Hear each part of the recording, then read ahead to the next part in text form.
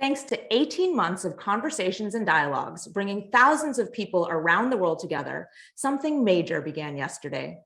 The UN convened the High-Level Food Systems Summit, a wake-up call to the world that we have to work together to transform how the world produces, consumes, and thinks about food. The summit widened the nature of this critical conversation with Indigenous leaders, female farmers, famous chefs, people from all corners carrying their individual pieces to help solve this multi-dimensional food system puzzle. And we're very lucky to have two great guests here to reflect on it all with us. First, someone with a distinguished track record in Africa and globally as an agricultural scientist, policymaker, and thought leader. Please welcome the UN Secretary General's Special Envoy for the 2021 Food Systems Summit, Dr. Agnes Kalibata. And bringing the perspective of how deeply connected food systems are with the wider 2030 agenda, we have Dr. David Nabarro, who's advised the UN on the world's most pressing issues over the years, including epidemics, food security, malnutrition, climate change, and of course, the Sustainable Development Goals. Welcome to the SDG Action Zone. Thank you. So you can say hello. So you've been preparing the Food Systems Summit for over a year. Tell us how it went. What are your big takeaways? Agnes, why don't you kick us off? Thank you. And thank you for having us. You know, the most important part of this whole summit is recognizing that food is important to each one and every one of us. So being able to put food at the center of what we do, being able to put food at the center, the 17 SDGs, like the Secretary General said, he said food touches each and every SDG, and food has the ability to be the solution to each and every SDG. So that's what we went out there to do. And we recognize that every one of us, when things are going well, we eat 3 times a day, but at least every one of us eats to be able to live. So we took advantage of that. The fact that food means so many things to us, brings us together, we love it, and we use that to really get a conversation going and to bring the whole world together around how we can use it to come through on all the 17 SDGs. Sounds like it worked. David, what about you? What are were your big takeaways from these 2 days? Well, thanks, Nadira. Yes, do you know, it's quite a big thing that we're all trying to do. We're trying to make the move from seeing food as a commodity that's traded, that's produced as cheaply as possible, and that's used to fuel bodies, to seeing food as something super precious that connects people to each other and also connects people to nature and to the planet. And if we get food right, then we can get the SDGs right. But if we don't shift food quite a long way now, then the SDGs will not be realized. And this absolute importance of food contributing to our collective future right across the 17 SDGs is what was really sinking in yesterday. I was hearing leader after leader making it clear. It's interconnected and it's vital, but beyond the food dimension, it's vital for the whole of the development agenda. For all the global goals. So we actually have heard, of course, that in this post-pandemic era, we're moving in the wrong direction metrics-wise on goal 2, on SDG 2 for zero hunger. So when you're trying to tell people, to demonstrate just what's at stake if we wait to transform our food systems, what are the stories you tell in order to get them to see the vision that you have and why this is so critical? So maybe if I go first, the vision of the SDG is that we achieve zero hunger by 2030. But the truth is, the very year we signed SDGs is the very year that hunger started increasing. Hunger had been going down, but exactly that year, hunger started going up and has been going up since then. And there are a number of factors. Climate change is one of them. Right now, we are sitting in the midst of 2 crises. The crisis of climate change that continues bringing in other crises, locusts, if you live in East Africa, all sorts of things. But also then the whole thing of COVID-19 is not extremely disconnected from climate change. So all these things are interconnected in one or another. And what they do is they just continue making the problem of hunger so much more, and the zero hunger so much more difficult to achieve, and completely takes it out of our hands. But also there are other things that come in, things like conflicts that have increased, things like migration that is related to disasters that are coming from climate change. So the question of hunger right now is a combination of climate change, a combination of so much that has happened because of COVID-19 and so many people that have been thrown out of the ability to have a decent job, but also a combination of a number of other failures that were happening in our system that we must fix, including leadership that doesn't really focus on ensuring that people are getting the right nutrition, which we must start doing something about.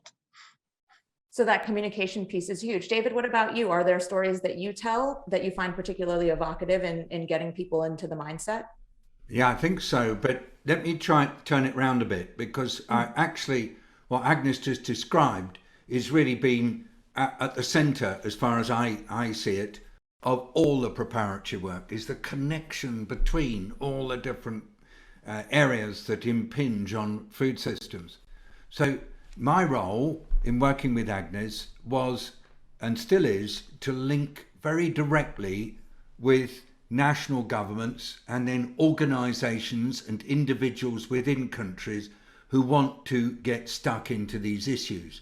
And what we've been doing is in creating spaces where different stakeholders can debate the way to the future, whilst at the same time accepting that they don't all agree. And I know it sounds a bit odd, but actually the way that we've been working has taken account of, and sometimes even encouraged, divergent views to emerge, because we're saying if you want to shift systems, you can't get everybody lined up in one nice, neat direction and then say, here's the marching orders, shift. It's not like because that. We'll be at it forever then.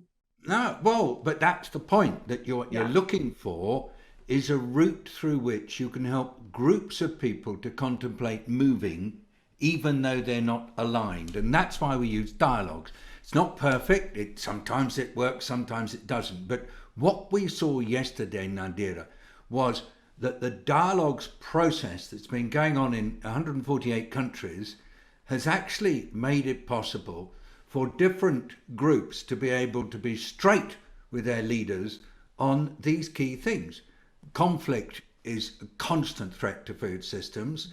Climate change is really undermining them. And as Agnes just said, COVID-19 has just opened people's eyes to the fact that all over the world, they're just not strong enough when threats come along.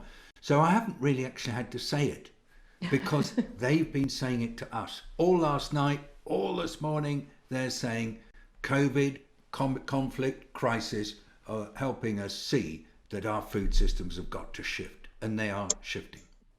That is incredible to hear. Oh, go ahead, Agnes, please. I was going to say that what is clear coming out of these dialogues, what was very clear is just how much we care about, how much food means so many different things to so many different people, but also how much it has the ability to tear us apart, but also the ability to bring us apart. Now, through those dialogues, we created spaces so that people can come together. But we also know that there are people who chose not to be part of what we were doing, part of those dialogues. But I think, personally, I think that's a mistake, because the idea of bringing people together to have a conversation, at least tell us what you don't agree with in the process. Tell us who you don't agree with. Let's hold each other accountable. The only way we can move forward is if we agree that the system will only move if all of us are held to account for the different pieces that we are doing. If you're not happy about equity, let's talk about equity and let's hold people that are responsible for equity accountable. If you're not happy about corporate behavior, let's talk about it. Let's not push it out of the way. Let's have them around the table and ask them how they are contributing to the world that we live in and a better world for all of us. So I saw some of that, some of the issues, people preferring to keep some of the issues out of the summit, but we didn't well on that, we still address those issues. And with corporates and businesses, we emphasize the need of building trust and the need of delivering for people. And I think it came out very, very, very well. And I believe that going forward, all of us understand what is at stake. It sounds like partnerships were very, oh, go ahead, David. You guys can just chat. I love it. No, don't be sorry. I just heard the Mauritius national statement before I came on here.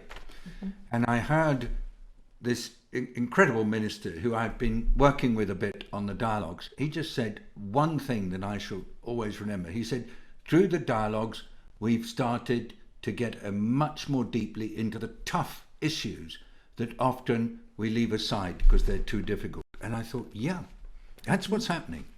That you've got groups coming together in a safe space, and they're starting to really look at the sort of issues that people don't look at, the power differentials, the inequities, or how to deal with the science, or what to do about destruction of nature, or the continuing climate challenge, which always hits farmers first. So I just want to say very quickly, it's coming up, it's bubbling up, the tough stuff that used to be left aside. And I think that's what's most exciting about this summit, because we're talking about systems, because we're using dialogues, and then most importantly, because through that process, the countries start to put together pathways to the future, what we're going to do. And they actually become the beginnings of statements of intention, which are part of the accountability process that Agnes maintains. Because if you've got accountability inside the place where the activity is being done, inside a city, inside a province, inside a country, then that makes it so much easier for everybody to come together and say, we know what we're part of. And I feel that happening. But I love all of this. I just have to say we have only a minute and a half left. So I want to make sure, Agnes, that you finish your point, and then I've got one last quick question for you. So go ahead.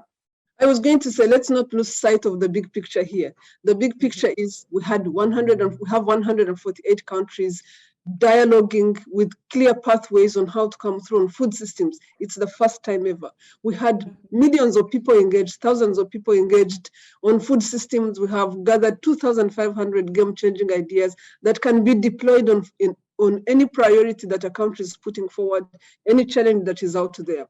We have young people, producers, all sorts of people, private sector, putting declarations forward, telling the Secretary General what they are prepared to do to change their food system. So for me, this is a moment like no other. We have individuals like you and I now knowing that our place in the food system is so critical that we must be doing something to change the future of our environment. I love it. And we are all in a partnership together. So just one sentence from each of you as a call to action for everybody watching. What can we do to help push back against the resistance and actually encourage accountability? Give us a call to action. David, why don't you go first? And then Agnes, you can give us the last word. The way we build strength in working with each other is we connect. But we don't just connect with those we like. We connect with everybody that we have to connect. And that is the secret to systems change. The secret to systems change. Agnes, last word from you. I mean, what is at stake is so huge. We need to change our systems. We need to drop our logos and egos. We need to work together. And it's through listening to each other, through building trust, that we'll be able to build a future for our children. So we need to get to work today. Right now. Drop your logos and egos. This has been an incredible conversation. And I have to start by just thanking you both for your life's work, but also extending a huge congratulations and a job well done on what you achieved this week, because it is incredible. And we are so glad to be doing this work alongside you. So thank you, thank you, thank you, Agnes Kalibata and David Nabarro, and we will see you very soon.